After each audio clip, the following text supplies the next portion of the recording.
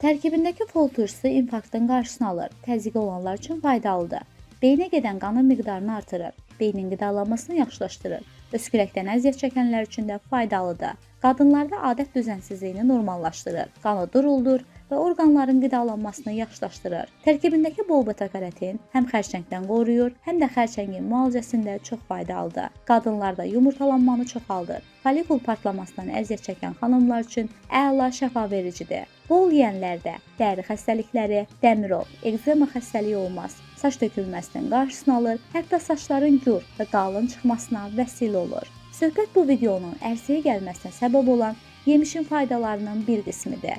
Bu barədə geniş məlumata keçməzdən öncə 2 saniyənizi ayırıb kanala abunə olub, videonu bəyənməyinizi və bildirişləri aktiv etməyinizi xahiş edirəm. Beləcə paylaşılan bütün faydalı və maraqlı videolardan dərhal xəbərdar olacaqsınız.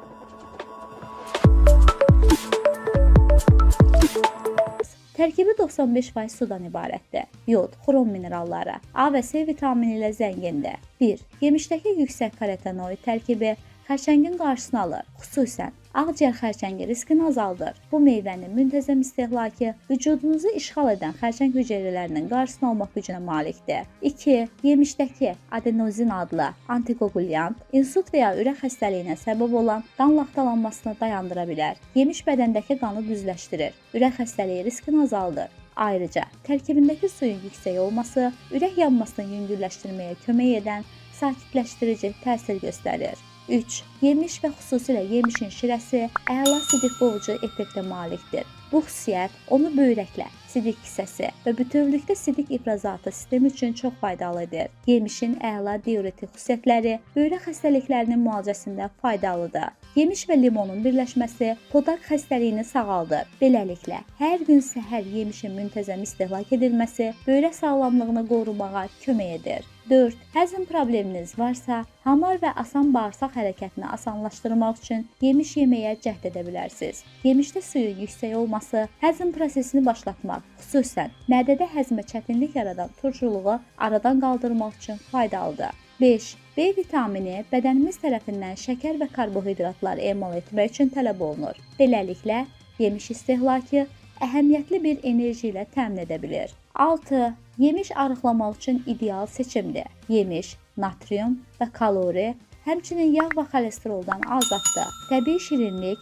şəkərli qidalar və yüksək kalorili desertlər üçün istəklərinizi məhdudlaşdırsa da, yüksək su tərkibi sizi daha tox saxlaya bilər. 7. Yemişin inanılmaz faydalarından biri də dəri də daxil olmaqla bütün birləşdirici toxumalarda hüceyrə quruluşunun bütövlüyünü qoruyan kollagen ehtiva etməsidir. Ayrıca yaranın sağalmasını sürətləndirir və dərinin möhkəmliyini qoruyur. Daimi yemiş istehlakı sərt və quru dərisi olanlar üçün faydalıdır.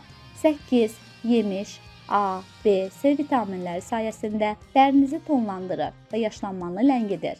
Təzə yemişin incə dilimlərini kəsərək yaşlanmaya qarşı bir üz maskası hazırlaya bilərsiniz. Bu dilimləri üzünüzə və boynunuza qoyun. 15-20 dəqiqə gözləyin. Soyuq su ilə yuyun. Bunu etmək dərinizi təravətləndirir və gənc bir parıltı ilə təmin edir. 9. B vitamini çatışmazlığı saç tökülməsinə səbəb olur. Digər bostan bitkilər kimi yemişlə saç tökülməsinin qarşısını almağa və saç böyüməsinə köməkçi olan fol turşusu və B vitamini ilə zəngindir. Vitamin və minerallarla zəngin olan meyvələrin istehlak edilməsi saç böyüməsini stimullaşdırır və saç problemlərinin qarşısını alır. Yemiş, xüsusən bədəndə A vitamininə çevrilən beta-karotin mənbəyidir. 10. Yemişin özü kimi tumlarının da faydaları var. Tumlarının yeyilməsinin daxili yaralar üçün də faydaları var. Bəs yemişin zərərləri nələrdir? Kimlərə yemiş yemək olmaz? Yemiş şəkər xəstələri üçün arzu olunmazdır. Ona görə şəkər xəstələri az miqdarda yemiş yeyə bilərlər. Xora, həzm sistemi iltihabı olan şəxslərə də məsləhət edilmir. İdmanla məşğul olanlar, artıq kilodan əziyyət çəkənlər bir dəfəyə gündə 150 qramdan çox yemiş yeməməlidir. Yemiş ac qarna və təzə halda yeyilməsi daha faydalıdır. Yemişi tutumlu yeməkdən sonra yeməyin. Çox miqdarda yeyilərsə, bağırsaqlarda ağrılara səbəb ola bilər. Yemiş yeyəndən sonra bal yemək olmaz, çünki güclü zəhərlənmə verir.